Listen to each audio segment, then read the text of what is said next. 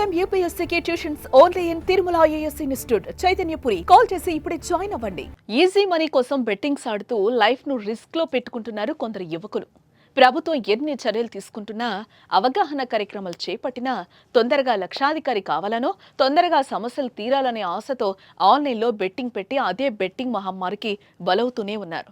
తెలంగాణ వ్యాప్తంగా ఇప్పటికే online betting మరణాలు చోటు చేసుకుంటూ ఉండగా, తాజాగా బెట్టింగ్ యాప్స్లో నష్టపోయిన ఓ యువకుడు ఆత్మహత్య చేసుకున్న ఘటన నిజామాబాద్ జిల్లాలో చోటు చేసుకుంది.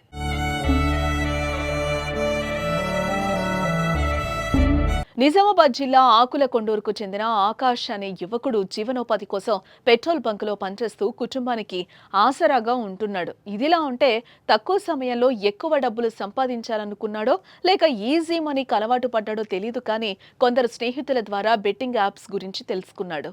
అలా తెలుసుకున్న తర్వాత కొన్నాళ్లుగా ఆన్లైన్లో బెట్టింగ్ ఆడుతున్నాడు. ఈ క్రమంలోనే ఇటీవలే 5 లక్షలకు పైగా డబ్బులు పోగొట్టుకున్నాడు ఆకాష్.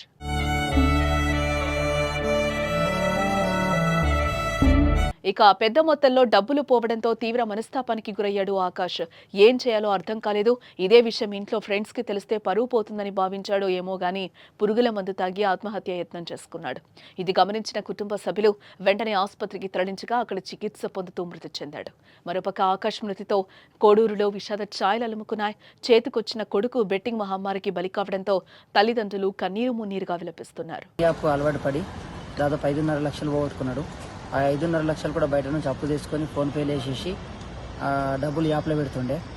యాప్లో పెట్టేసి పోగొట్టుకొని దాదాపు అప్పుల పాలై పెట్రోల్ బంక్లో పనిచేసిండు. ఆ పెట్రోల్ బంక్లో పనిచేస్తూ కూడా అప్పులు తీర్చినప్పుడు కూడా ఈ యాప్ అనేది చాలా అలవాటు పడ్డాడు. ఆ యాప్ లేకపోతే బెట్టింగ్ పెట్టకపోతే బతకలేని పరిస్థితికి వచ్చిండు.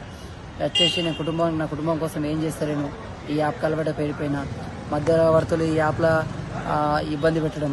ఆ పరిస్థితుల వల్ల ఏం చేసిందంటే లాస్ట్కు ఎమర్జెన్సీ గడ్డి మందు తాగిన తర్వాత అతన్ని ప్రగతి హాస్పిటల్కి తీసుకెళ్ళిన తర్వాత దాదాపు ఒక 10 రోజుల పాటు చికిత్స అందించుకొని చివరి క్షణం వరకు మంచిగానే ఉండే.